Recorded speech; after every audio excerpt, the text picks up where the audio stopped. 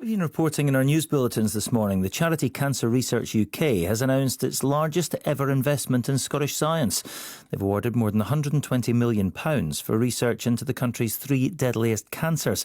Professor Owen Sansom is the charity's director in Scotland. Good morning, Professor Sansom. Good morning. Just tell us how significant this money is. What does £120 million do in a field like this? Oh, it's really amazing and transformative for us.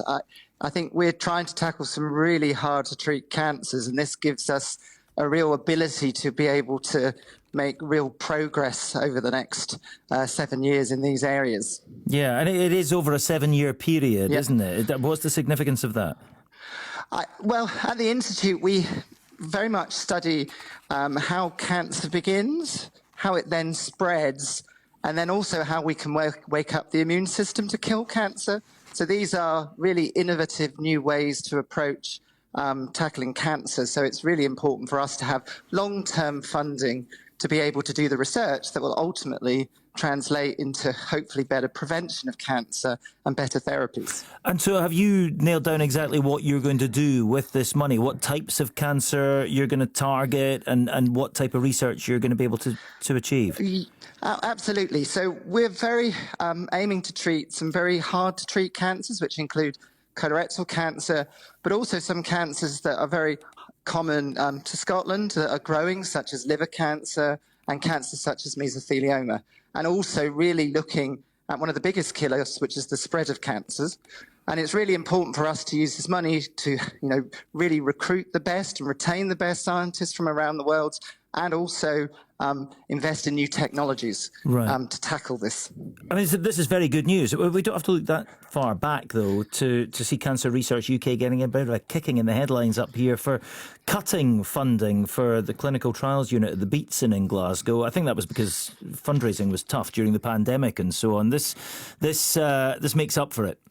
Oh, this is a really good news story. I think we're very thankful for all the money that's donated by the Scottish public and for cancer research. And this really is a huge investment for cancer research in Scotland, which goes on top of some really great investments in the experimental cancer medicine programme in Edinburgh and Glasgow as well. Right, well, let's speak to somebody who knows only too well the impact cancer can have. Claire Cobbin is on the line now. Hi, Claire.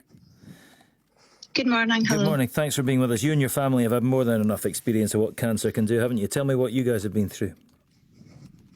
We have. So my kind of close family story with cancer began in 2011. My brother was diagnosed with urachal cancer, which is very rare. And unfortunately, by the time he was diagnosed, it had spread extensively and he passed away 6 months later. And then over a 4-year period between April 2017 and March 2021, I lost my dad to kidney cancer. Then I was diagnosed with breast cancer, and then my mum was diagnosed with breast cancer. Oh, crikey. How are you and your mum doing?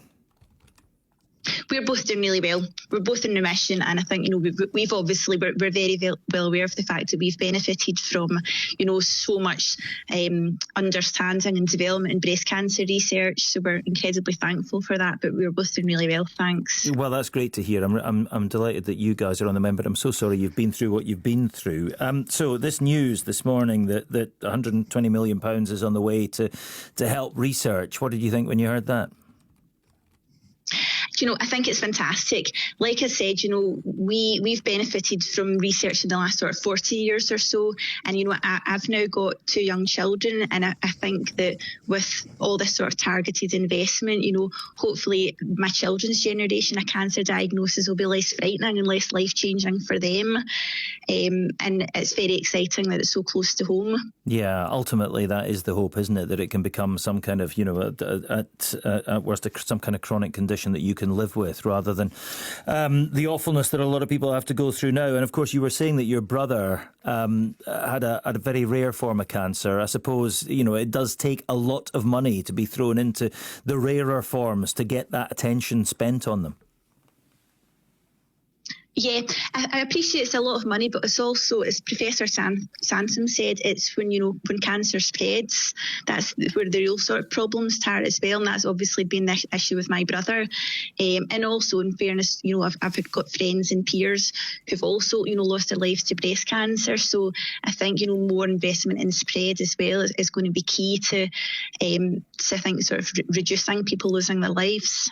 Sure. Professor Samson, this money, I mean, as well as the research you're going to do, I guess it enhances Scotland reputationally, it attracts talent from elsewhere to come and work here. Is that the kind of impact you're hoping it's going to have?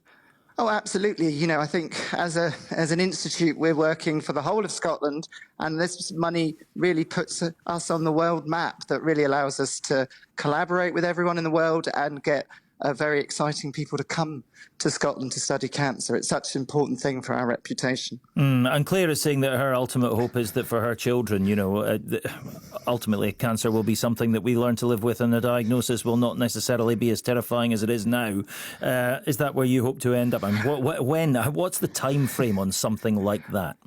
Well, I think it's always difficult to give a particular time frame, but, I think for me, at this moment, I'm more excited about what we're doing in research and the new therapies, and particularly the ability to prevent cancer, so that, over the next 20 years, I think we're really going to see very good, more people living with cancer, better therapies and less toxic therapies.